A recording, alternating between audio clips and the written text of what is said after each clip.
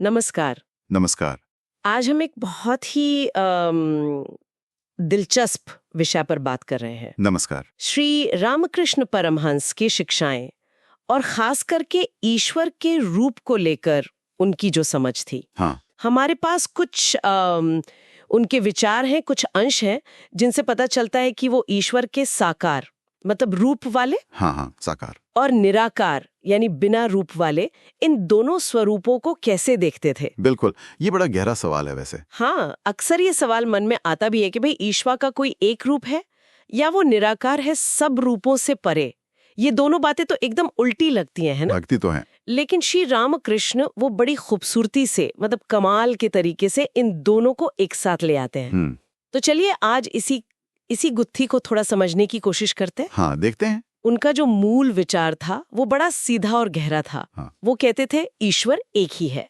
अब वो हमें रूप में दिखेगा या बिना रूप के, ये तो हमारी अपनी अवस्था पर निर्भर करता है, हमारी भक्ति कैसी है उस पर। हाँ, भक्त की दृष्टि पर। उन्होंने इसे समझाने के लिए वो समंदर वाला उदाहरण दिया था ना। हाँ, बहुत सुंदर उदाहरण है वो। सोचिए एक अथाह समंदर है, अब कोई उस समंदर के पानी को बस एक घड़े में भर कर देखता है तो वो हो गया साकार रूप। हाँ, उस घड़े जितना। और कोई उस पूरे अनंत समंदर को महसूस करता है बिना किसी सीमा के, वो हो गया निराकार। निराकार, बिल्कुल। हैं तो दोनों उसी एक पानी के ही रूप। और देखिए, इस सोच की सबसे खास बात यह है कि ये सिर्फ कोई किताबी बात नहीं है। अच्छा। ये उनके अपने गहरे अनुभवों से निकला हुआ सच था। और ये सोच क्या करती है, ये उस जमाने के जो धार्मिक झगड़े थे ना, हाँ, साकार बड़ा कि निराकार बड़ा, हाँ होते थे, उन सबसे ऊपर उठकर एक रास्ता दिखाती थी जहां अलग अलग तरह की भक्ति, अलग अलग ज्ञान के मार्ग, सबका सम्मान हो। मतलब टकराव खत्म।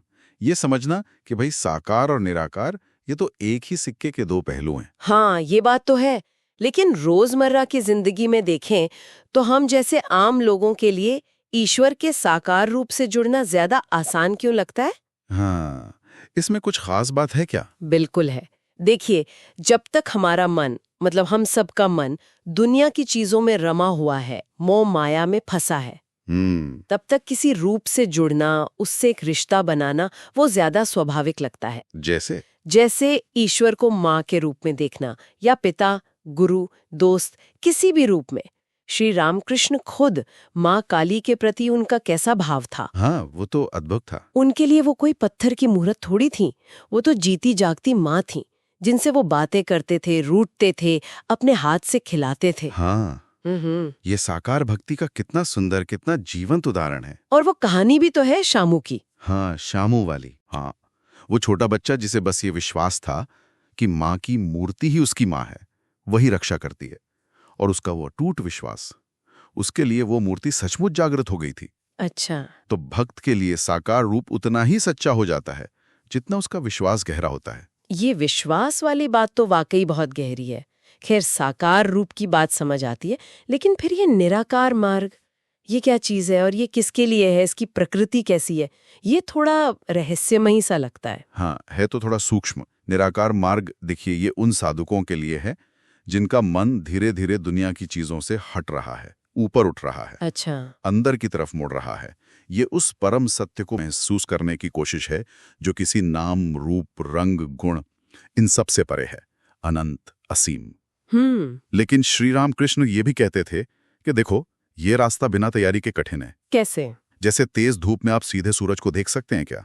मुश्किल है। हाँ, नहीं देख सकते। या बिना साधना के, बिना अभ्यास के बस पहाड़ की चोटी पर जाकर बैठ जाने से वो शांति नहीं मिल जाती। सही बात है। इसके लिए मन की गहरी एकाग्रता चाहिए, वैराग्य चाहिए, मतलब दुनिया से एक तरह की अनासक्ति। हाँ। वो कहते थे, और उन्होंने खुद अनुभव किया था। उन्होंने खुद भी? हाँ, कि कैसे ध्यान में माँ काली का रूप धीरे धीरे विलीन होकर एक निराकार ज्योतिर्मय सत्ता में बदल जाता था। उनके लिए ये जीता जागता अनुभव था, सिर्फ बातें नहीं। वाह, तो उनके अपने अनुभव भी इसी समझ का आधार थे।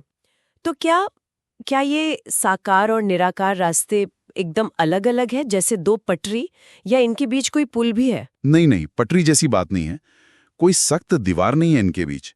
श्री रामकृष्ण तो यही सिखाते थे कि ये जुड़े हुए हैं। हाँ, बल्कि साकार भक्ति जो है वो अक्सर निराकार अनुभव तक पहुंचने की सीढ़ी बन सकती है। अच्छा, सीढ़ी की तरह। हाँ, बिल्कुल। हाँ। जैसे वो राधा जी की कहानी आती है ना, वो श्री कृष्ण की मूर्ति की पूजा में इतनी डूबी रहती थी, इतनी तल्लीन, कि कहते हैं ध्यान में उन्हें मूर्ति की जगह धीरे धीरे एक अनंत निराकार प्रकाश दिखने लगा। अरे वाह! तो साकार में पूरी निष्ठा से, पूरे प्रेम से डूब जाना ही कभी-कभी वो निराकार के दरवाजे खोल देता है। ये एक यात्रा है, मंजिल एक ही है। ये तो बहुत दिलचस्प बात है कि एक रास्ता दूसरे तक ले जा सकता है। तो फिर श्री रामकृष्ण का अंतिम और सबसे महत्वपूर्ण संदेश क्या था इस पूरे विषय पर? उनकी शिक्षाओं का सार क्या निकलता है यहाँ? देखिए, यहाँ जो सबसे मेरे ख्याल से क्रांतिकारी और दिल को छूने वाली बात है, वो है उनका सिद्धांत, जितने मत उतने पथ। हाँ, ये तो बहुत प्रसिद्ध है। यानी ईश्वर तक पहुंचने के उतने ही रास्ते हैं जितने तरह के लोग और उनकी सोच है।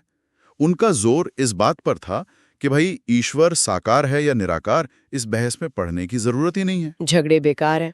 ये झगड़े बेकार हैं। जैसे एक बड़े बाजार में अलग अलग लोग जाते हैं ना, अपनी अपनी जरूरत का सामान लेने, कोई कपड़ा ले रहा, कोई अनाज, कोई बर्तन। हाँ, सबका मकसद अपनी जरूरत पूरी करना। बस वैसे ही आप ईश्वर को किसी भी रूप में पूजो, माँ मानो, पिता मानो या बिना रूप के ध्यान करो, अगर पुकार सच्ची है, दिल से है, ईमानदारी है, व्याकुलता है, तो वो जरूर सुनता है। मुख्य बात यही है, पुकार। ईश्वर तो भक्त के भाव के अनुसार ही रूप धर लेता है। तो मतलब कुल मिलाकर श्री रामकृष्ण में यही दिखा रहे हैं कि ईश्वर एक ही साथ रूप वाला भी है और रूप से परे भी है। बिल्कुल, दोनों हैं। और हम किस रास्ते पे चल रहे हैं, इससे ज्यादा जरूरी ये है कि हमारे दिल में सच्चाई कितनी है, हमारा विश्वास कितना गहरा है। एकदम सही, सच्ची लगन। और इसी सोच के साथ एक सवाल मन में उठता है जिस पर शायद हम सब सोच सकते हैं कि जब हम ये समझ लेते हैं कि ईश्वर को अनुभव करने के इतने अलग अलग रास्ते हो सकते हैं और सभी मान्य है, तो फिर हमारे अपने व्यक्तिगत विश्वास या आध्यात्मिक अनुभव को देखने का हमारा नजरिया कैसे बदल सकता है? क्या इससे हमारे मन में दूसरों के रास्तों के प्रति ज्यादा सम्मान, ज्यादा खुलापन आता है? सोचिएगा जरूर इस पर। आज हमारे पास श्री रामकृष्ण परमहंस की शिक्षाओं से जुड़ा कुछ दिलचस्प सामान है, खासतौर पर ईश्वर के रूप को लेकर उनकी जो सोच थी। सामग्री में एक कमाल का उदाहरण है पानी और बर्फ का। इसी से ठाकुर मतलब श्री रामकृष्ण परमहंस ईश्वर के साकार और निराकार पहलू को समझाते हैं। हाँ, और ये बस कोई थ्योरी नहीं है, जैसा कि जानकारी में है ना, ये असल में ईश्वर के स्वभाव को समझने की एक कोशिश है। ये पानी और बर्फ वाली बात आप कह सकते हैं कि भक्ति और ज्ञान के रास्तों को जोड़ने जैसा है। चलिए देखते हैं इसमें क्या खास है। ठीक है, तो जानकारी ये कहती है कि ठाकुर के अनुसार ईश्वर साकार भी है और निराकार भी, बिल्कुल वैसे ही जैसे पानी और बर्फ है। तो एक ही चीज, निराकार रूप, वो उस अथाह पानी जैसा है, बिना किसी शक्ल, बिना सीमा के हर जगह फैला हुआ। हाँ, और मजे की बात यह है, जैसा कि सूत्र बताते हैं कि जब भक्त का प्रेम, उसकी भक्ति बहुत बढ़ जाती है ना, तो वही निराकार ईश्वर एक रूप ले लेते हैं। जैसे माँ काली या कृष्ण। ठीक वैसे ही जैसे पानी मान लीजिए बहुत ठंडा होकर बर्फ बन जाता है, एक ठोस शक्ल ले लेता है, जैसे हम देख सकते हैं, छू सकते हैं। ठाकुर का एक कथन भी है, जल निराकार है, बर्फ साकार, पर असल में दोनों एक ही हैं।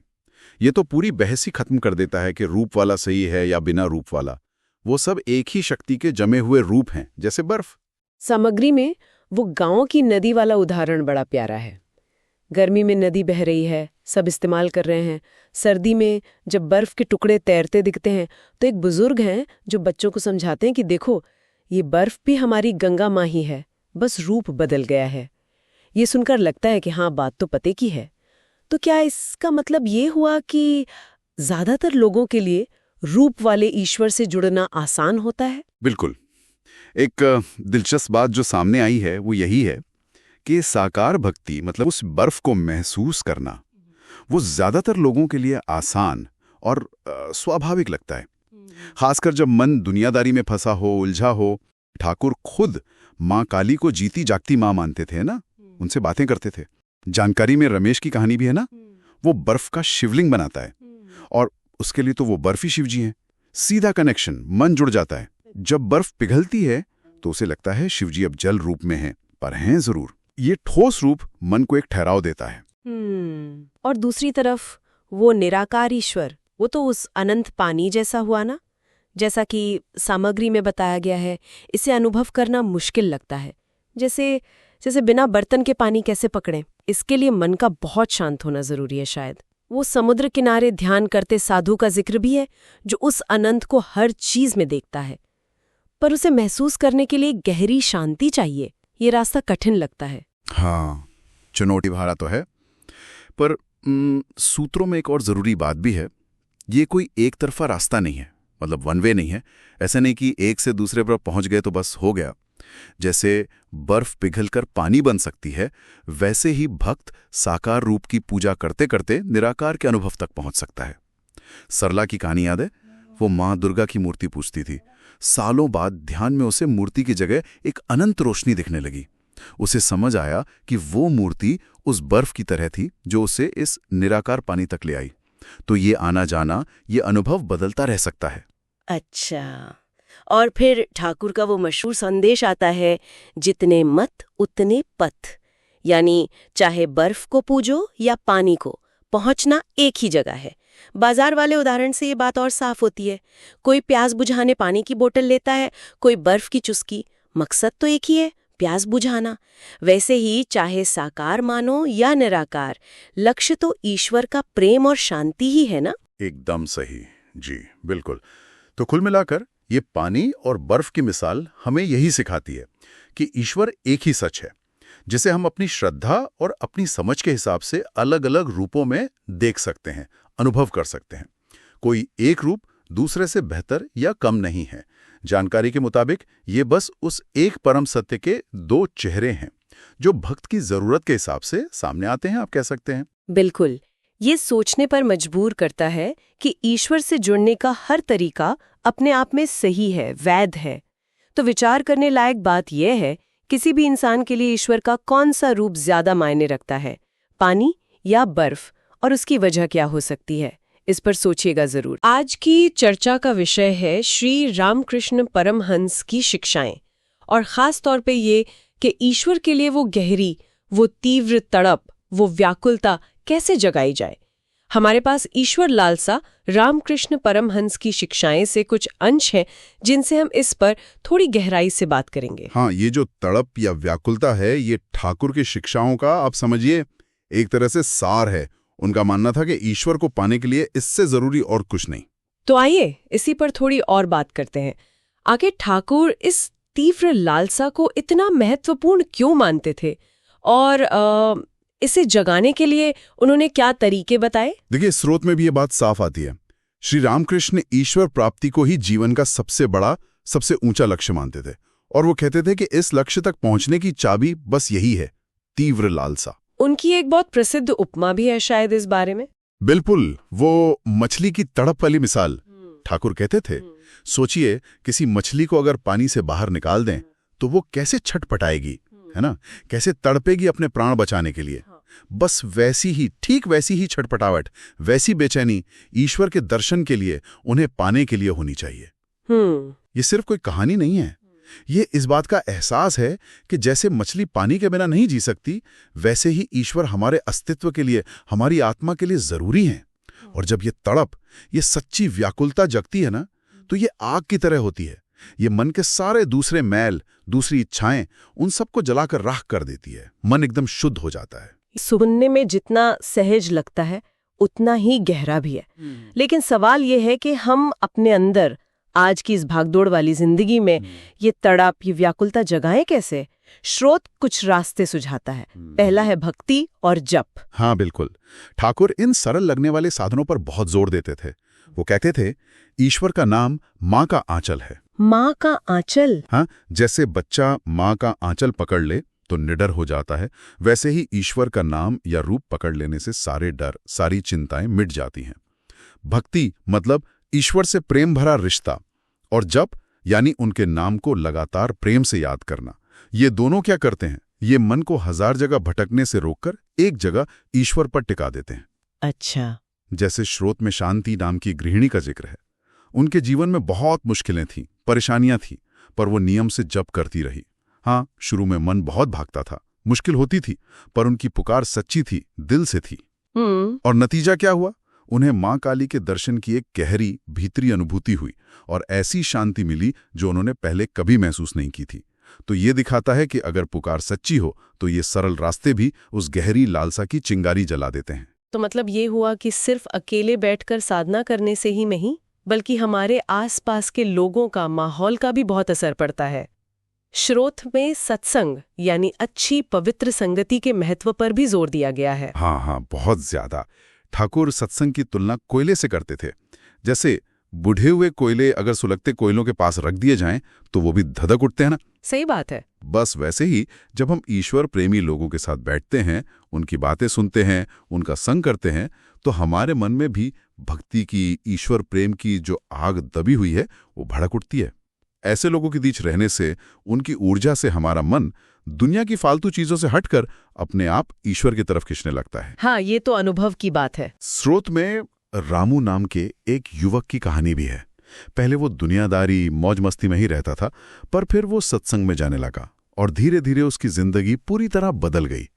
ईश्वर को जानने की, उन्हें पाने की ऐसी लगन जगी कि उसे दिव्य अनुभव भी होने लगे। तो संगति का असर बहुत गहरा होता है, बहुत ज्यादा। ये तो हुए अंदरूनी अभ्यास और बाहरी माहौल की बात, लेकिन ठाकुर ने एक और दिलचस्प नजरिया भी दिया है, दुनिया को देखने का एक तरीका जो शायद इस लालसा को जगाने में मदद करे। वो है संसार को स्वप्नवत समझना।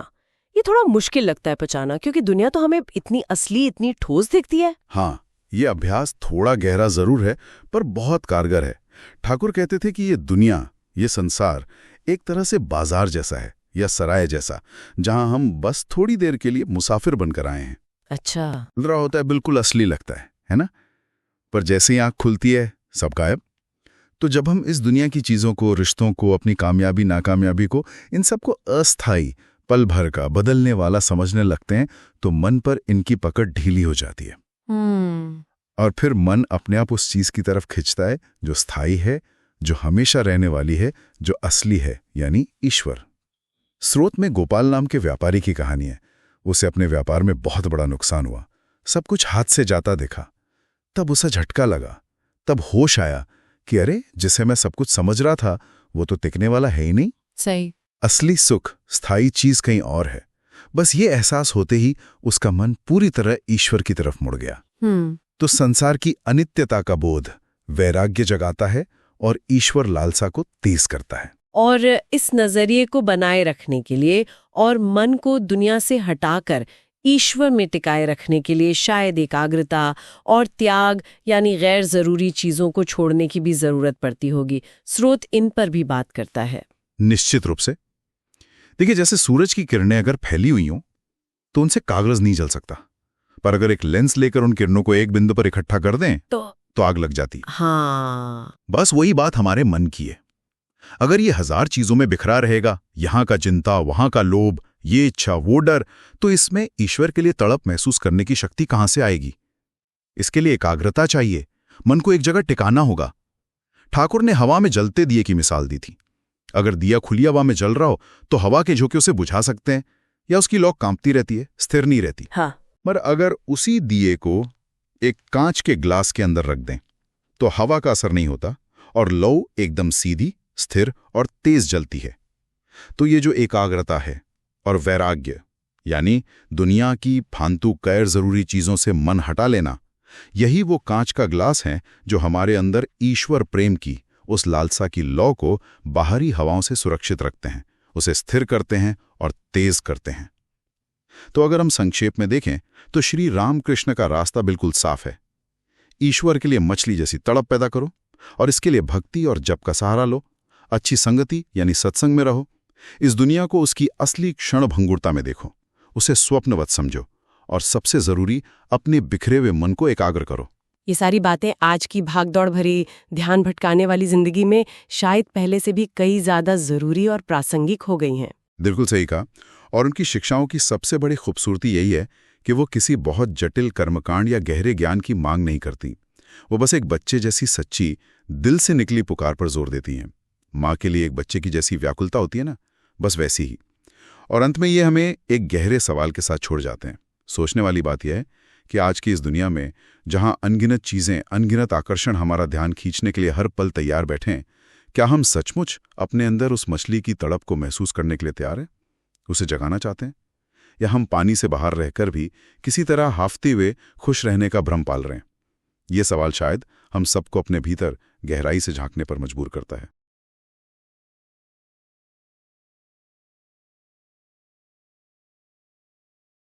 नमस्कार। नमस्कार आज हम श्री रामकृष्ण परमहंस की शिक्षाओं की गहराई में उतर रहे हैं जी। खासतौर पे ये समझने की कोशिश करेंगे कि ईश्वर के प्रति प्रेम, वो भाव कैसे जगाया जाए। हमारे पास ईश्वर प्रेम रामकृष्ण परमहंस की शिक्षाएं से कुछ अंश हैं जी, और उनकी बातें बहुत सीधी हैं। हाँ, बड़ी सहज, दिल को छूने वाली और रोजमर्रा की मिसालों से भरी हुई। बिल्कुल। तो चलिए शुरू करते हैं। हाँ। खोलकर देखते हैं इसे। हाँ। तो श्री रामकृष्ण के अनुसार लगता है पहला कदम है भक्ति और जप। हाँ, जप। वो कहते थे कि बस ईश्वर का नाम लेते रहने से, उसे दोहराने से दिल में उनके लिए प्रेम भर जाता है। बिल्कुल। जप जो है ना, वो मन को साफ करने जैसा है। अच्छा। ठाकुर इसे ऐसे समझाते थे जैसे कोई छोटा बच्चा अपनी माँ को पुकारता है। बस माँ माँ। उस पुकार में जो एक लगन होती है, जो तड़प होती है, जो भरोसा होता है। हाँ, वो मासूमियत। वही भाव ईश्वर का नाम जपते समय चाहिए। जैसे वो स्रोत में राधा की कहानी है। हाँ, बताइए। वो घर का सारा काम करती रहती थी, पर मन ही मन कृष्ण का नाम जप चलता रहता था। अच्छा। और धीरे धीरे उनका पूरा मन कृष्ण प्रेम से मतलब सराबोर हो गया। तो ये एकाग्रता और विश्वास की नींव है जप। ये दिलचस्प है। तो नाम जप से मन एक जगह टिकता है, पर क्या अकेले यही काफी? मुझे याद है रामकृष्ण तो संगति पर भी बहुत जोर देते थे, सत्संग। हाँ, बिल्कुल सही। सत्संग बहुत जरूरी है। इसका क्या महत्व है? जब तो हम अकेले भी कर सकते हैं। देखिए, जब तो हुई अंदरूनी तैयारी, है ना? हाँ। पर सत्संग जो है वो बाहरी माहौल बनाता है। ठाकुर कहते थे ये भक्ति की आग को और भड़काता है। अच्छा, आग भड़काता है? हाँ, जैसे मान लीजिए गीली लकड़ी है, वो अकेले नहीं जलेगी। ठीक। पर अगर उसे सूखी लकड़ियों के बीच रख दें तो वो भी आग पकड़ लेगी। बस वही बात है। जब आप ऐसे लोगों के बीच होते हैं जिनका मन ईश्वर में लगा हुआ है, जो भक्ति की बातें कर रहे हैं, तो आपकी अपनी श्रद्धा, आपकी अपनी लगन भी बढ़ती है। प्रेरणा मिलती है एक तरह से। प्रेरणा मिलती है, बिल्कुल। वो श्याम वाली कहानी याद है? हाँ। वो तो दुनियादारी में ही फंसा रहता था, पर सत्संग में जाने लगा तो धीरे धीरे उसका मन बदला, ईश्वर प्रेम की तरफ मुड़ा। जी। तो संगति का असर बहुत गहरा होता है। ये बात तो है।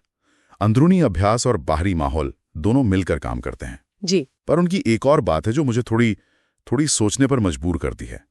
संसार को एक सपने जैसा समझना। हाँ, ये वैराग्य की बात है। लेकिन रोज की जो भागदौड़ है, जिम्मेदारियां हैं, उन्हें सपने जैसा कैसे देख सकते हैं? ये थोड़ा मुश्किल नहीं लगता? देखिए, ठाकुर का कहने का मतलब ये नहीं था कि आप जिम्मेदारियां छोड़ दें। अच्छा। वो कहते थे दुनिया एक बाजार जैसी है। हाँ। यहाँ अपना काम करो, जो जरूरी है वो निभाओ, और फिर अपने असली घर यानी ईश्वर के पास लौट जाओ। मतलब इसमें उलझो मत। हाँ।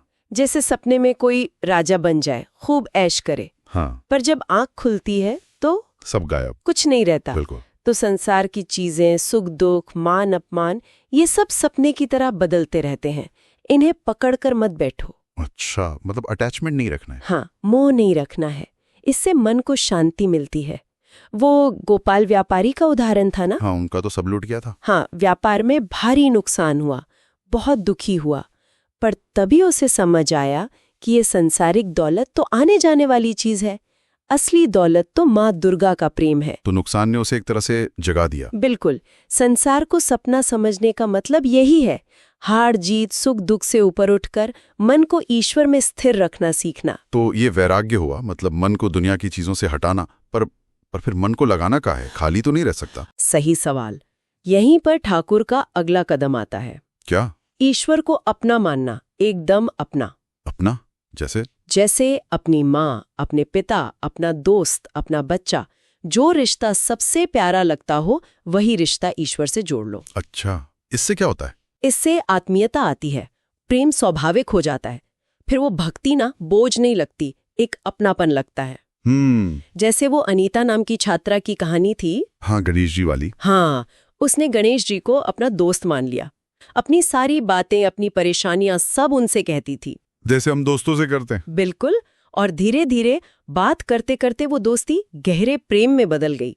तो ये रिश्ता बनाने की बात है। ईश्वर को दूर का, डरने वाला नहीं, बल्कि अपना मानना है। समझ गया।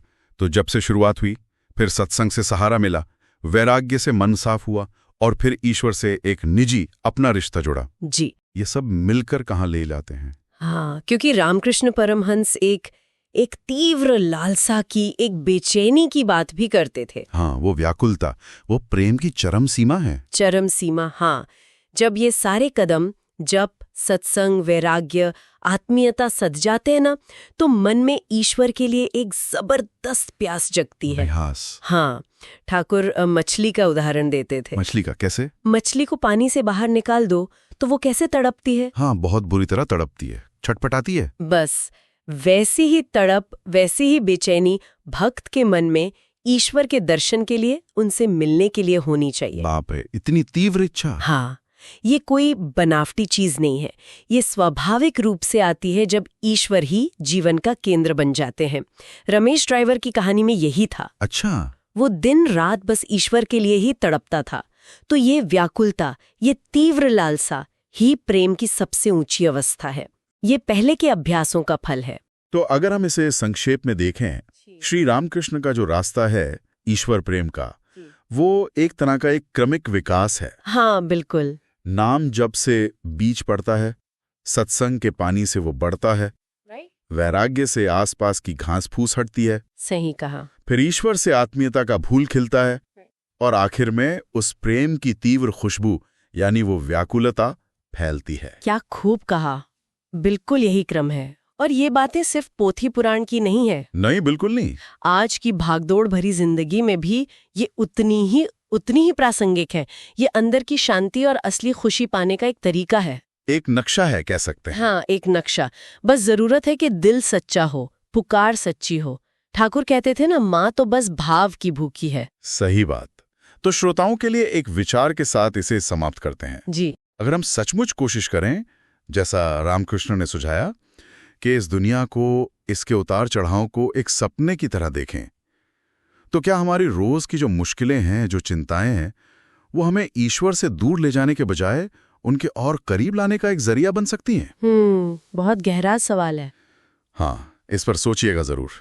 अगली बार फिर मिलेंगे। नमस्कार। नमस्कार। नमस्कार। आज हम एक बेहद गहरे और दिल को छू लेने वाले विषय पर बात कर रहे हैं। श्री रामकृष्ण परमहंस की ये शिक्षा कि ईश्वर एक माँ की तरह है। हमारे पास जो स्रोत सामग्री है वो प्रश्न उत्तर के रूप में है। इसमें कहानियों और रोजमर्रा के उदाहरणों से इस अनोखे रिश्ते को समझाया गया है। आज हमारा मकसद है इस तुलना के सार को समझना और ये जानना कि भक्ति के रास्ते पर चलने वालों के लिए इसका क्या मतलब है। आइए इस दिलचस्प नजरिए को थोड़ा और समझते हैं। हाँ, नमस्कार। ये नजरिया वाकई भक्ति को बहुत सहज और कह सकते हैं व्यक्तिगत बना देता है। ईश्वर को सिर्फ एक दूर की शक्ति या कोई सिद्धांत मानने के बजाय माँ के रूप में देखना भक्त और भगवान के बीच एक बहुत ही अपना प्यार भरा रिश्ता बनाता है।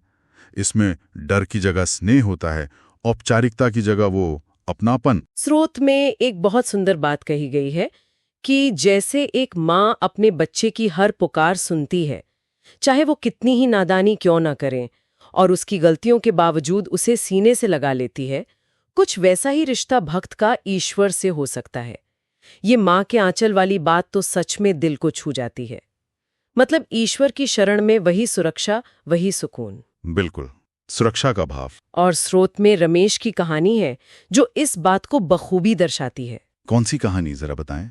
वही रमेश की, जो अपने जवानी में राह भटक गया था, बुरी आदतों में पड़ गया था, लेकिन जब उसने सच्चे दिल से माँ काली को पुकारा, उसे न सिर्फ माफी मिली बल्कि एक नई बेहतर जिंदगी जीने की राह भी दिखाई दी। ये दिखाता है कि माँ की तरह ईश्वर का दरवाजा हमेशा खुला है, बस सच्चे मन से पुकारने की जरूरत है। सही कहा। और ये सिर्फ क्षमा तक ही सीमित नहीं है, क्षमा के साथ ही जुड़ा है माँ की तरह हमेशा साथ होने का एहसास। ये सिर्फ मुश्किल वक्त में माफ कर देना नहीं है, बल्कि हर पल साथ निभाने जैसा है। जैसा कि स्रोत में शांति की कहानी बताती है।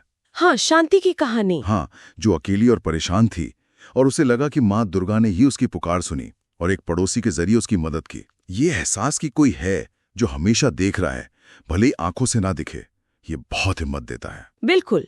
और स्रोत इसी रिश्ते की सरलता पर भी जोर देता है ना। जैसे एक बच्चा अपनी माँ से कुछ भी कह देता है, अपनी खुशी, अपना दुख, अपनी जिद, बिना किसी झिझक के। कोई बनावट नहीं, कोई दिखावा नहीं, बस मन की सच्ची बात। हाँ, और यही सरलता भक्ति को क्या कहते हैं, कर्मकांडों के बोझ से मुक्त करती है। पर यहाँ एक बात सोचने वाली है, क्या इतनी सरलता से ईश्वर की जो विराटता है या महानता, वो कम नहीं हो जाती? ये एक अच्छा सवाल है। स्रोत क्या कहता है इस बारे में? देखिए, स्रोत का इशारा इसी तरफ है कि ये सरलता ईश्वर को छोटा नहीं बनाती, बल्कि भक्त के लिए ईश्वर तक पहुंचना आसान बनाती है। ये भावनात्मक सहारे के साथ साथ मार्गदर्शन भी देती है। जैसे अनिल शिक्षक की कहानी है। अनिल शिक्षक? हाँ, उसे अपनी नौकरी में बहुत अशांति महसूस हो रही थी। बच्चे पढ़ाने में मन नहीं लग रहा था। पर कहते हैं हनुमान जी ने सपने में आकर उसे रास्ता दिखाया कि बच्चों में ही ईश्वर देखो और प्रेम से सिखाओ, और इससे उसकी मुश्किल हल हो गई। अच्छा, यानी माँ की तरह रास्ता भी दिखाते हैं, सिर्फ सहारा नहीं। बिल्कुल। तो अगर हम इसे रामकृष्ण के शिक्षाओं के बड़े दायरे में देखें तो ये ईश्वर एक माँ की तरह वाली बात उनके उस अनुभवजन्य ज्ञान पर जोर देती है जिसकी वे अक्सर बात करते थे। यानी वो ज्ञान जो सिर्फ सुनने या पढ़ने से नहीं, बल्कि खुद महसूस करने से मिलता है। ये दिल का रिश्ता है, दिमाग का उतना नहीं। ये भक्ति को आप कह सकते हैं बुद्धिजीवियों या पंडितों के दायरे से निकालकर हर साधारण इंसान के हृदय तक ले आती है। बस एक बच्चे जैसी सच्ची पुकार चाहिए। तो कुल मिला के बात यह है कि श्री रामकृष्ण ने ईश्वर से जुड़ने का एक ऐसा रास्ता दिखाया जो माँ के प्यार, करुणा, माफी और सहजता पर टिका है। ये भक्ति को भय या दूरी के एहसास से निकालकर अपनेपन और गहरे स्नेह से भर देता है। हाँ, एकदम सही। और ये हमें एक गहरे सवाल पर सोचने के लिए छोड़ जाता है। स्रोत ईश्वर को माँ की तरह बताता है, यानी एक उपमा, एक रूपक की तरह। लेकिन अगर इस विचार को सिर्फ एक सुंदर कल्पना न मानकर ईश्वर के इस माँ वाले रूप को, इस करुणा, इस क्षमा, इस सहज प्रेम को हम अपने रोजमर्रा के जीवन में उतार लें, अपने कामों में, अपने रिश्तों में इसे पूरी तरह आत्मसात कर लें, तो हमारी दुनिया, हमारी आपसी नोकझोंक, हमारी चुनौतियां, ये सब कैसे बदल सकते हैं, इस पर सोचना शायद सार्थक होगा। स्वागत है। आज हम श्री रामकृष्ण परमहंस की शिक्षाओं की गहराई में उतर रहे हैं। खास तौर पे ये देखेंगे कि ईश्वर को जानने के लिए, उनके अनुभव के लिए भक्ति मतलब प्रेम और समर्पण क्यों इतना जरूरी है। हमारे पास जो सामग्री है वो ठाकुर की बातों को उनकी कहानियों और रोजमर्रा के उदाहरणों से समझाती है। तो चलिए समझते हैं कि उनके हिसाब से भक्ति सबसे सहज रास्ता क्यों है। अक्सर हम सुनते हैं ज्ञान योग, कर्म योग, अलग अलग रास्ते हैं, लेकिन ये सामग्री कहती है कि ठाकुर के लिए भक्ति शायद थोड़ी अलग थी, ज्यादा सीधी। ऐसा क्यों? क्या चीज इसे इतना आसान बनाती है? हाँ, ये बहुत दिलचस्प सवाल है। देखिए, ठाकुर भक्ति को सहज इसलिए मानते थे, जैसा सामग्री बताती है, क्योंकि ये दिमाग के तर्क वितर्क पर नहीं टिकी है, ना ही इसमें कोई बहुत जटिल क्रियाएं या कर्मकांड है। अच्छा।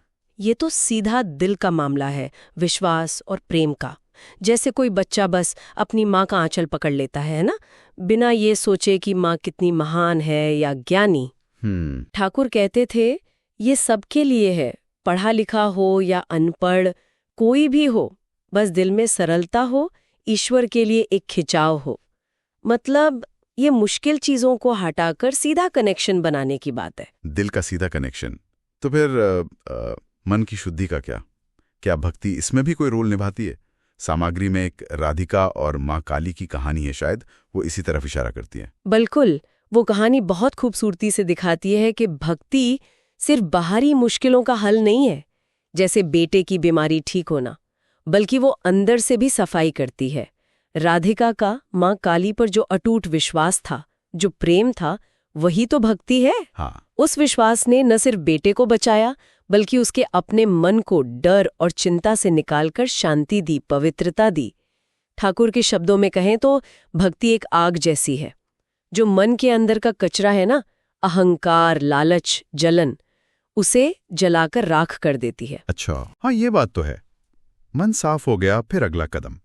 सामग्री ये भी कहती है कि ईश्वर को पाने के लिए एक बहुत गहरी तीव्र इच्छा, एक व्याकुलता या तड़प चाहिए। ये तड़प कहाँ से आती है और भक्ति से इसका क्या लेना देना है? बिल्कुल सही पकड़ा आपने। ये व्याकुलता, ये तड़प ही भक्ति की जान है, कह सकते हैं। ठाकुर अक्सर उदाहरण देते थे, जैसे कोई पानी में डूब रहा हो तो कैसे हवा के लिए छटपटाता है। हाँ हाँ, वैसी ही छटपटाहट ईश्वर के लिए होनी चाहिए। भक्ति ही है जो इस रूहानी प्यास को जगाती है और उसे बढ़ाती है। जब दिल में ईश्वर के लिए प्रेम गहरा होता जाता है ना, तो दुनिया की चीजें हैं ना, वो अपने आप फीकी लगने लगती हैं।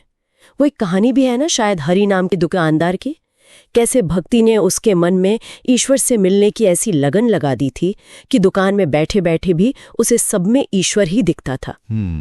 तो ये तड़प ही है जो साधक को आगे खींचती है। वो साथ कैसे चलेंगे? क्या ठाकुर कहते थे कि सब कुछ छोड़ छाड़ दो? वो कमल के फूल का उदाहरण तो कुछ और ही बताता है। हाँ, और यही तो ठाकुर की शिक्षाओं की खासियत है, उनकी व्यवहारिकता। वो संसार छोड़ने को नहीं कहते थे। उनका कहना था, संसार में रहो मगर संसार को अपने अंदर मत घुसने दो। अच्छा, ये कैसे? ठीक वैसे ही जैसे कमल का फूल कीचड़ में उगता है, पानी में रहता है, पर उसके पत्ते पर पानी टिकता नहीं, फिसल जाता है। हाँ, सही बात है। भक्त को भी ऐसे ही रहना है। अपने सारे काम करो, परिवार देखो, नौकरी करो, जो भी जिम्मेदारियां हैं निभाओ, लेकिन मन को ईश्वर में लगाए रखो। भक्ति वो हुनर सिखाती है कि दुनिया में रहते हुए भी उससे ऊपर कैसे उठा जाए। जिम्मेदारियां निभाते हुए भी मन ईश्वर से जुड़ा रहे। तो दुनिया में रहते हुए इस भक्ति को बनाए रखने के लिए, इसे और गहरा करने के लिए क्या तरीके हैं? सामग्री में सत्संग और जप का जिक्र है। हाँ, निश्चित रूप से ये भक्ति के रास्ते के, कह लीजिए, दो बहुत मजबूत सहारे हैं। सत्संग यानी ईश्वर से प्रेम करने वाले लोगों की संगत। जब हम ऐसे लोगों के साथ बैठते हैं, उनकी बातें सुनते हैं, तो हमें प्रेरणा मिलती है, हमारा अपना विश्वास मजबूत होता है, दूसरों के अनुभव सुनकर अपनी लगन भी बढ़ती है। और दूसरा है जप, यानी ईश्वर के नाम को याद करते रहना, मन ही मन दोहराते रहना। इससे क्या होता है कि मन एकाग्र होता है, वो इधर उधर भागता नहीं है, ईश्वर की याद में टिका रहता है। तो ये दोनों चीजें, सत्संग और जप, भक्ति की जो लौ है उसे जलाए रखने में और तेज करने में मदद करती हैं। तो संक्षेप में कहें, जैसा कि इन स्रोतों से पता चलता है, श्री रामकृष्ण के लिए भक्ति सिर्फ एक इमोशन या भावुकता नहीं है, ये ईश्वर तक पहुंचने का एक सीधा, सरल और दिल को छूने वाला रास्ता है। हाँ, ये मन को साफ करता है, ईश्वर के लिए सच्ची तड़प जगाता है, बिल्कुल, और हमें दुनिया में रहते हुए भी आध्यात्मिक रूप से जुड़े रहने का तरीका सिखाता है। और सोचने वाली बात यह है कि उनकी ये सीख आज भी इस भाग-दौड़ वाली जिंदगी में कितनी काम की है। शायद हम शांति बाहर ढूंढते रहते हैं, लेकिन ये जो अंदर का सरल जुड़ाव है, ये विश्वास, ये प्रेम, शायद यही हमें असली सुकून और सही दिशा दे सकता है। तो चलिए आज की चर्चा को यहीं रोकते हैं, लेकिन एक सवाल के साथ। आज की इस तेज रफ्तार दुनिया में, अपनी रोज की भागदौड़ के बीच, हम भक्ति के इस सहज भाव को अपनी जिंदगी में कैसे शामिल कर सकते हैं? वो कौन सा छोटा सा कदम हो सकता है, कौन सा छोटा सा अभ्यास जो हमारे दिल को ईश्वर की तरफ थोड़ा और झुका दे? सोचने वाली बात है। नमस्कार। आज हम एक बहुत ही दिलचस्प विषय पर बात करने वाले हैं।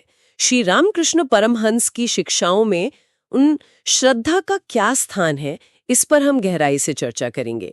हमारे पास जो सामग्री है वो उनके विचारों को बड़े ही सरल और आप कह सकते हैं प्रेरणादायक ढंग से सामने रखती है। तो चलिए देखते हैं इसमें क्या खास है।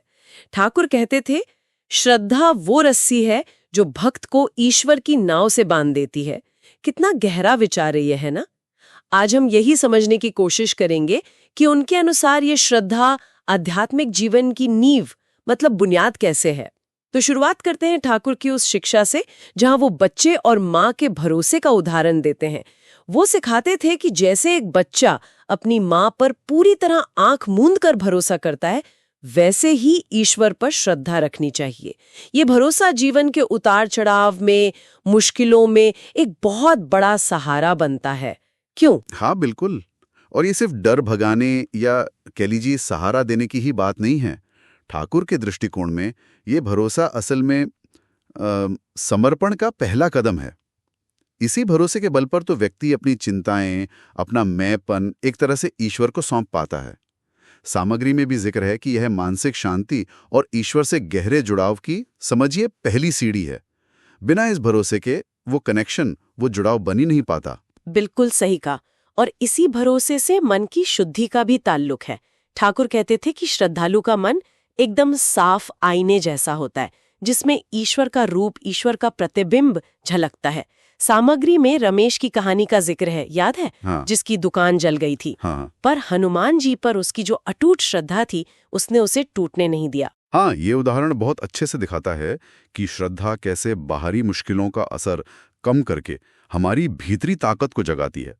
ये मन को दुनिया की परेशानियों से, उलझनों से हटाकर एक स्थिर लक्ष्य यानी ईश्वर पर टिकाने में मदद करती है। यहाँ महत्वपूर्ण ये है कि श्रद्धा सिर्फ विश्वास नहीं है, ये एक तरह की मानसिक एकाग्रता और स्थिरता भी लाती है। अच्छा, मन की स्थिरता की बात हुई, लेकिन अक्सर इसी मन में ईश्वर को लेकर शक या संदेह भी तो उठते हैं। ठाकुर ने तो संदेह को मन का जहर कहा था। इस बारे में उनके क्या विचार थे? स्रोत में शांति की कहानी का भी जिक्र आता है। हाँ, देखिए, ठाकुर मानते थे कि आध्यात्मिक रास्ते पर संदेह आना, शक होना, ये स्वाभाविक है, बिल्कुल नेचुरल है। उनका तरीका इसे दबाने का नहीं था, बल्कि श्रद्धा के माध्यम से इससे ऊपर उठने का था। चाहे वो श्रद्धा ईश्वर में हो, गुरु में हो या फिर शास्त्रों में हो। शांति की कहानी यही दिखाती है।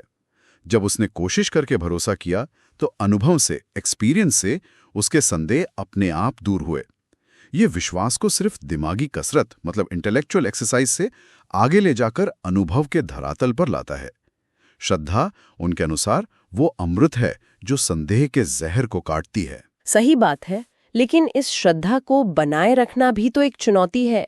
ठाकुर ने इसकी तुलना दिए की लौ से की थी, जिसे दुनिया की हवा यानी मुश्किलें और शक बुझाने की कोशिश करती रहती हैं। तो फिर इसे बचाएं कैसे रखें? स्रोत में अनीता की कहानी शायद इसी से जुड़ी है। कोई ऐसी चीज नहीं है जो एक बार मिल गई तो बस हमेशा रहेगी। नहीं, इसे लगातार सींचना पड़ता है, पोषित करना पड़ता है। सत्संग यानी अच्छे और भक्त लोगों का साथ, वो बाहरी हौसला और पुष्टि देता है, एक तरह का सपोर्ट सिस्टम। और जप यानी ईश्वर का नाम लेना, नाम स्मरण, वो भीतर के अनुभव को गहरा करता है, उस लौ को हवा से बचाता है। अनीता ने भी, जैसा कहानी में है, इसी तरह अपनी डगमगाती श्रद्धा को मजबूत किया था। और आखिर में वो कमल के फूल वाला उदाहरण, वो मुझे बहुत पसंद है। ठाकुर कहते थे कि जैसे कमल कीचड़ में रहकर भी एकदम साफ रहता है, उस पर कीचड़ का असर नहीं होता, वैसे ही श्रद्धालु दुनिया में रहता है, सारे काम करता है, अपनी जिम्मेदारियां निभाता है। हाँ बिल्कुल, लेकिन उसकी श्रद्धा उसे दुनियादारी में पूरी तरह लिप्त होने से बचाती है और ईश्वर से जोड़े रखती है। एकदम सही। और इसका गहरा मतलब यह है कि आध्यात्मिकता दुनिया से भागना नहीं है, पलायन नहीं है। श्रद्धा इंसान को दुनिया में रहते हुए, अपनी जिम्मेदारियां निभाते हुए भी एक ऊंचा नजरिया और मन का संतुलन बनाए रखने की ताकत देती है। ये दुनिया और ईश्वर के बीच एक पुल की तरह, एक ब्रिज की तरह काम करती है। तो अगर हम सब बातों को समेटें तो श्री रामकृष्ण के अनुसार श्रद्धा सिर्फ मान लेना भर नहीं है, ये गहरा जीता जागता भरोसा है, एक लिविंग फेथ। ये वो ताकत है जो हमें ईश्वर से जोड़ती है, मन को शांत रखती है, शक को मिटाती है और जीवन की मुश्किलों से लड़ने का हौसला देती है। सचमुच, जैसा उन्होंने कहा, ये हमें ईश्वर की नाव से बांधे रखती है। हाँ, और यहाँ एक सोचने वाली बात ये भी उभरती है जो बहुत महत्वपूर्ण है कि ठाकुर का जोर किताबी या सुनी सुनाई श्रद्धा पर नहीं था। उनका जोर था अनुभव वाली श्रद्धा पर, जिसे महसूस किया जा सके, जिया जा सके, एक्सपीरियंशियल फेथ जिसे कहते हैं। तो सवाल ये उठता है कि आज की इस भागदौड़ भरी, तर्क प्रधान दुनिया में ऐसी गहरी अनुभव पर टिकी श्रद्धा कैसे जगाई जाए और इसे सिर्फ मानना नहीं बल्कि अपनी रोजमर्रा की जिंदगी में कैसे उतारा जाए? ये एक अहम सवाल है जो शायद हमें अपने साथ लेकर जाना चाहिए और इस पर विचार करना चाहिए। नमस्कार। नमस्कार। आज हम श्री रामकृष्ण परमहंस की शिक्षाओं में थोड़ा और गहरे उतरते हैं जी। और खास तौर पर ईश्वर के नाम मतलब नाम जप का जो महत्व उन्होंने बताया है उस पर बात करेंगे। हाँ बिल्कुल। हमारे पास ये श्री रामकृष्ण ईश्वर नाम जप का महत्व वाले कुछ अंश हैं। तो कोशिश ये समझने की है कि श्री रामकृष्ण ने नाम जप को इतना आसान और शक्तिशाली क्यों माना, और आज की जो भागदौड़ वाली जिंदगी है उसमें ये कैसे मतलब शांति दे सकता है, कैसे एक जुड़ाव महसूस करा सकता है। सही बात है। कभी सोचा है कि इस उलझी हुई दुनिया में क्या सुकून पाने का कोई सीधा सरल रास्ता है? हाँ, और श्री रामकृष्ण के हिसाब से तो है। हाँ, वो कहते हैं ईश्वर का नाम ही वो रास्ता है। बिल्कुल, और उनकी शिक्षाओं का एक बहुत ही मतलब आकर्षक पहलू यही है कि ईश्वर तक पहुंचना कोई मुश्किल पहेली नहीं है। हाँ, ये बहुत सहज है, बहुत आसान है। ये सहजता ही तो हैरान करती है। इन अंशों को देखते हुए एक बात साफ उभरती है, नाम जप की सरलता। जी, कि ये कैसे काम करता है, उन्होंने इसे कैसे समझा है। एक बहुत प्यारी मिसाल है ना उसमें। हाँ, बच्चे वाली। हाँ, जैसे कोई बच्चा बस माँ माँ पुकारता है, हाँ। और माँ दौड़ी चली आती है, कोई खास कर्मकांड नहीं। बिल्कुल। तो क्या नाम जप ईश्वर तक पहुंचने की ऐसी ही सीधी पुकार है? हाँ, ये मिसाल बहुत शक्तिशाली है और इसके पीछे गहरा, आप कह सकती हैं, आध्यात्मिक सच है जिसे वो बार बार दोहराते थे। नाम और नामी में कोई अंतर नहीं। नाम और नामी मतलब ईश्वर का नाम और स्वयं ईश्वर वो एक ही हैं, अलग नहीं है। अच्छा। तो इसका अर्थ ये हुआ कि जब कोई पूरी श्रद्धा से, पूरे विश्वास से नाम लेता है, चाहे वो माँ काली का हो, कृष्ण का हो, राम का हो, वो असल में सीधे ईश्वर से ही जुड़ रहा होता है। वो नाम सिर्फ एक शब्द नहीं, वो स्वयं ईश्वर की उपस्थिति है। वाह। तो ये सिर्फ पुकारना नहीं है, ये ईश्वर को अनुभव करना है एक तरह से। नाम ही ईश्वर है, ये विचार तो सच में मन को बहुत शांत करता है। अच्छा, इन अंशों में एक और बात पर जोर दिया गया कि नाम जप मन को शुद्ध करता है। जी हाँ। ये कैसे होता है? वो क्या बस नाम दोहराते रहने से मन के अंदर की जो उथल पुथल है, चिंताएं हैं, वो मैल, वो धुल जाता है? हाँ बिल्कुल, लेख में जैसे उदाहरण दिए हैं वो इसे बहुत साफ करते हैं। हाँ। जैसे साबुन कपड़े की गंदगी काट देता है ना। हाँ। बिल्कुल वैसे ही ईश्वर का पवित्र नाम वो मन में जो जमे हुए मैल हैं, मतलब नकारात्मक विचार, वासनाएं, गलत आदतें, उनको धीरे धीरे हटा देता है। अच्छा।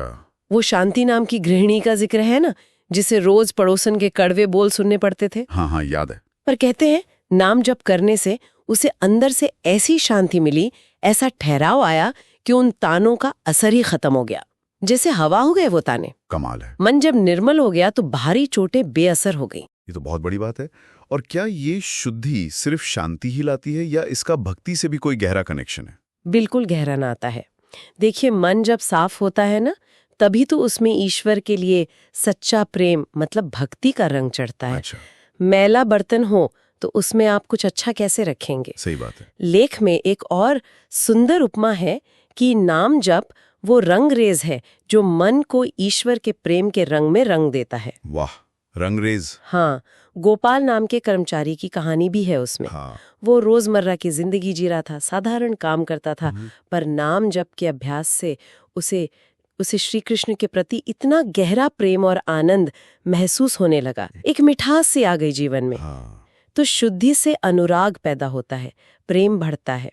एक और बात जो मुझे बहुत मतलब प्रैक्टिकल लगी वो ये कि श्री रामकृष्ण ने इस अभ्यास को सिर्फ साधुओं या सन्यासियों के लिए नहीं बताया। जी नहीं, बिल्कुल नहीं। उन्होंने कहा कि भाई इसके लिए घर बार छोड़ने की जरूरत नहीं है। हाँ, काम करते हुए, चलते फिरते, बाजार में कहीं भी मन ही मन नाम लिया जा सकता है। बिल्कुल। जैसे हम कभी कभी अनजाने में ही किसी दोस्त का नाम गुनगुनाने लगते हैं ना। हाँ, वैसे ही दुनिया के काम करते हुए ईश्वर को याद रखा जा सकता है। और यही व्यावहारिकता है जो उनके शिक्षा को आज भी इतना रेलेवेंट बनाती है। सही कहा। यह हमें रास्ता दिखाती है कि अपनी जिम्मेदारियों को निभाते हुए भी आध्यात्मिक जीवन जिया जा सकता है। और आखिरकार श्री रामकृष्ण के अनुसार यही जो सहज सा दिखने वाला नाम जप है, यही ईश्वर दर्शन का दरवाजा खोल सकता है। सच में, दर्शन तक। हाँ, क्योंकि जैसा हमने कहा, नाम और नामी एक है। अच्छा। हाँ। जब पुकार सच्ची होती है, गहरी होती है, तो ईश्वर स्वयं को प्रकट कर सकते हैं, ऐसा उनका विश्वास था। वो अनीता नाम की टीचर की कहानी याद है? हाँ, गणेश जी वाली। जी, गणेश जी के नाम जप से उसे उनके साक्षात दर्शन की अनुभूति हुई, ऐसा उन अंशों में बताया गया है। और वो रमेश नाम के ड्राइवर का जिक्र भी है। हाँ, बस चलाते हुए। हाँ, मतलब बस चलाने जैसा तनाव भरा काम। और उसमें हनुमान जी का नाम जपने से उसे बड़ी शांति मिली। बिल्कुल। ये दिखाता है कि ये शिक्षा किसी खास वर्ग या परिस्थिति के लिए नहीं है। बिल्कुल नहीं। ये तो सबके लिए है। हाँ, हर हाल में। सही कहा। ये सरलता, ये सबके लिए होना और ये गहराई, यही श्री रामकृष्ण की नाम जप वाली शिक्षा का सार है। एक ऐसा साधन जो सबके लिए खुला है। तो आज हमने श्री रामकृष्ण की शिक्षाओं के इन अंशों से ये समझा कि ईश्वर का नाम जप शायद आध्यात्मिक रास्ते का सबसे सरल लेकिन फिर भी बहुत ही शक्तिशाली तरीका हो सकता है। जी हाँ। ये मन को साफ करता है, ईश्वर के प्रति प्रेम जगाता है और इसे जीवन के भागदौड़ के बीच भी अपना सकते हैं। बिल्कुल। और ये ईश्वर अनुभव तक भी ले जा सकता है। हाँ, ये संभव है। और श्रोताओं के लिए एक विचार छोड़ जाते हैं। हाँ, अगर श्री रामकृष्ण की बात माने कि नाम और नामी यानी ईश्वर एक ही हैं, तो क्या इसका मतलब यह है कि ईश्वर हमसे सचमुच बस एक पुकार, एक नाम की दूरी पर हैं? हर पल, हर सांस में। इस पर सोचिएगा जरूर। नमस्कार। आज हम श्री रामकृष्ण परमहंस की शिक्षाओं पर जरा गहराई से चर्चा करेंगे। हाँ, बिल्कुल। और खास तौर पर उनके जो विचार थे ईश्वर के साकार और निराकार स्वरूपों पर। हाँ, वही मतलब ये समझने की कोशिश करेंगे कि कैसे उन्होंने इन दो जो बिल्कुल अलग से दिखते हैं रास्ते, साकार और निराकार, उन्हें एक ही सत्य के दो पहलू बताया। हाँ, और वो भी अपनी खास सरल सी शैली में, रोजमर्रा की मिसालों से। बिल्कुल। श्री रामकृष्ण का नजरिया बड़ा ही समावेशी था। वो कहते थे भाई ईश्वर एक ही है, पर देखने वाले पर निर्भर करता है, भक्त की दृष्टि, उसकी साधना। अच्छा। हाँ, साकार रूप वो कहते थे वो भक्त के लिए है जो प्रेम से, भाव से ईश्वर को पुकारता है, माँ, पिता, सखा, किसी भी रूप में। और निराकार वो ज्ञानी के लिए जो साधना से, विवेक से उस अनंत रूप रहित सत्य का अनुभव करना चाहता है। तो ये मतलब भक्त की अपनी प्रकृति पर है। उनकी शैली में कोई सरल सा उदाहरण था इसे समझाने का, जैसे वो देते थे अक्सर? अरे हाँ, बिल्कुल। उनके उदाहरण तो सीधे दिल में उतरते थे। जैसे वो सागर और घड़े का उदाहरण देते थे। अरे हाँ, सुना है। ईश्वर वो कहते थे अनंत सागर है, असीम, कोई और छोर नहीं, ये समझ लीजिए निराकार। ठीक। अब कोई भक्त आया, उसने उस सागर से एक घड़ा पानी भर लिया और कहा ये मेरा जल है ना? हाँ। वो उस जल को शायद माँ काली का रूप दे या कृष्ण का, उसे पूजे। ये हो गया साकार। अच्छा। पर वो जल है तो उसी सागर का ही ना, अलग तो नहीं है। सही कहा, मतलब एक ही चीज के दो रूप। बिल्कुल। सागर भी सत्य है और घड़े का जल भी सत्य है। भक्त के लिए वो घड़े का जल ही सब कुछ है, ज्ञानी के लिए वो पूरा सागर। ये बहुत दिलचस्प है। और क्या ठाकुर ये मानते थे कि ज्यादातर लोगों के लिए आज के जमाने में साकार भक्ति शायद ज्यादा स्वाभाविक है, आसान है? हाँ, उनका अनुभव तो यही कहता था। क्योंकि देखिए, साकार रूप से जुड़ना सरल है। आप भगवान से बातें कर सकते हैं। हाँ, एक रिश्ता बना सकते हैं। बिल्कुल। उन्हें भोग लगा सकते हैं, उनसे रूठ सकते हैं, मना सकते हैं।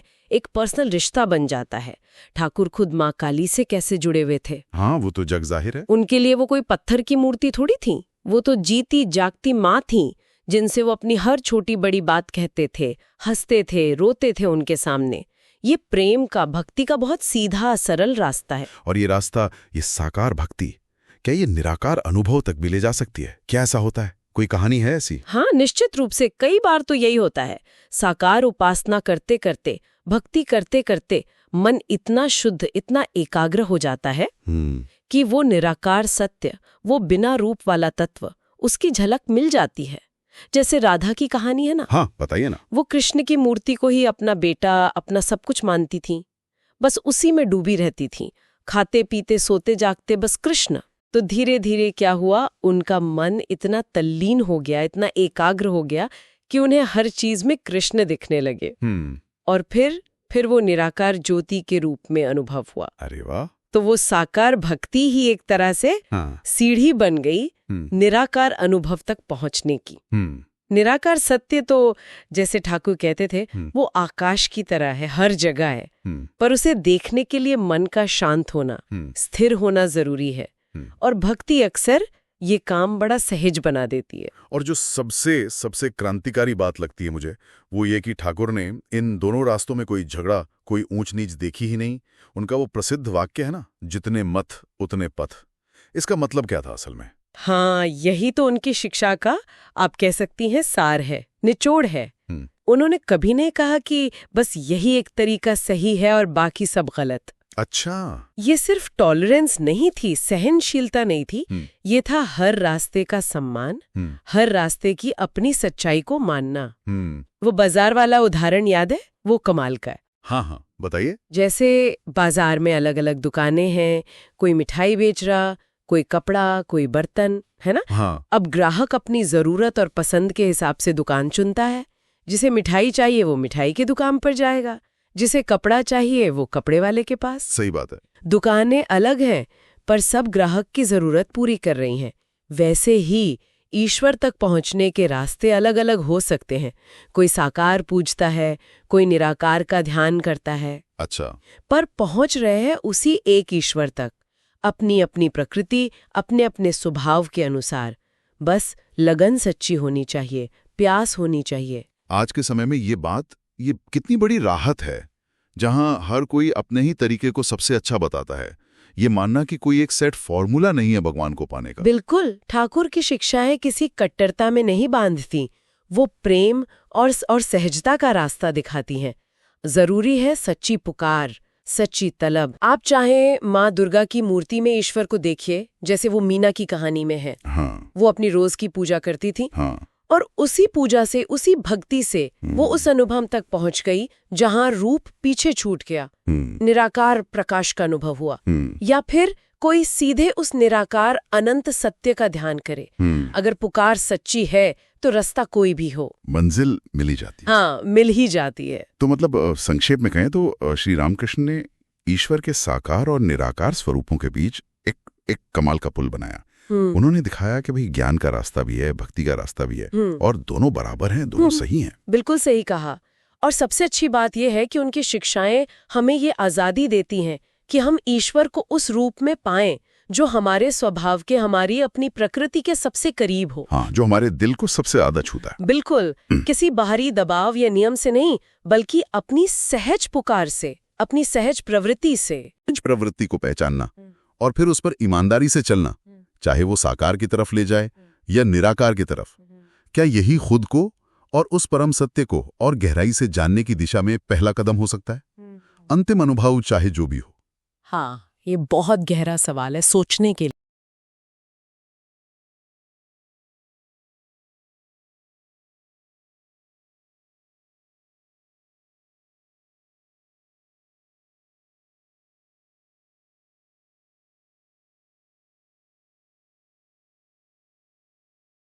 नमस्कार। आज हम श्री रामकृष्ण परमहंस की शिक्षाओं में थोड़ा गहराई से उतर रहे हैं। खास तौर पर ये समझने की कोशिश करेंगे कि ईश्वर दर्शन यानी ईश्वर को अनुभव करने का जो आनंद है और ये दुनियावी सुख, इनमें आखिर क्या फर्क है। हमारे पास उनकी शिक्षाओं से जुड़े कुछ लेख हैं जो इसी तुलना पर रोशनी डालते हैं।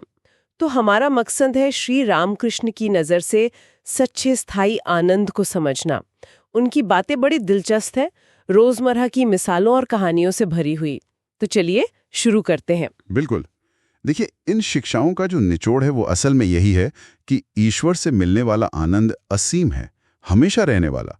जबकि ये दुनियावी सुख जिन्हें हम अक्सर सब कुछ समझ बैठते हैं, ये तो पल भर के हैं, एक भ्रम की तरह। और हाँ, दिलचस्प बात यह है कि ये सिर्फ किताबी तुलना नहीं है, ये अनुभव पर आधारित एक गहरा भेद है। हाँ, बिल्कुल। और ये विचार कि ईश्वर दर्शन का सुख सांसारिक सुखों से कहीं ज्यादा बढ़कर है, ये तो बार बार सामने आता है। एक मिसाल तो कमाल की है कि सांसारिक सुख मानो बस एक बूंद पानी जी, और ईश्वर दर्शन का आनंद वो जैसे अथाह सागर। मतलब कितना बड़ा फर्क है ना? हाँ, बिल्कुल। और इसकी वजह भी बताई गई है कि ईश्वर का अनुभव जो है वो मन को ऐसी शांति देता है, ऐसी तृप्ति जो स्थायी है, हमेशा बनी रहती है। जबकि दुनिया की चीजें, पैसा है, नाम है, शोहरत, ये सब क्षणिक हैं। ये उस माया का हिस्सा हैं, एक तरह का पर्दा जो हमें असलियत देखने से रोकता है। और अंत में एक खालीपन ही छोड़ जाता है। सही कहा। और एक और उदाहरण दिया गया है, वो मिठाई और अमृत वाला। हाँ हाँ। जैसे मिठाई खाने में अच्छी लगती है पर पल भर में खत्म हो जाती है और फिर वही भूख। संसारिक सुख बिल्कुल ऐसे ही हैं। लेकिन अमृत यानी ईश्वर का प्रेम और आनंद, कहते हैं अगर वो एक बार मिल जाए तो हमेशा के लिए प्यास बुझ जाती है। शायद इसीलिए वो बच्चे और साधु वाली बात का जिक्र है कि बच्चा क्षणिक मिठाई में खुश है पर साधु वो अमृत की तलाश में है। जी, और इन शिक्षाओं में सांसारिक सुखों को एक छलावा भी कहा गया है। मतलब कुछ ऐसा जो हमें अपनी ओर खींचता तो है पर कभी पूरी तरह संतुष्ट नहीं कर पाता। वो रमेश नाम के व्यापारी की कहानी है ना, संक्षेप में। हाँ। उसके पास सब था, धन दौलत मान सम्मान, फिर भी मन बेचैन था। सुकून कब मिला? जब उसने जप यानी ईश्वर के नाम का ध्यानपूर्वक उच्चारण और ध्यान शुरू किया। तो इससे साफ है कि बाहरी सफलता सच्ची शांति की गारंटी नहीं है, बिल्कुल नहीं।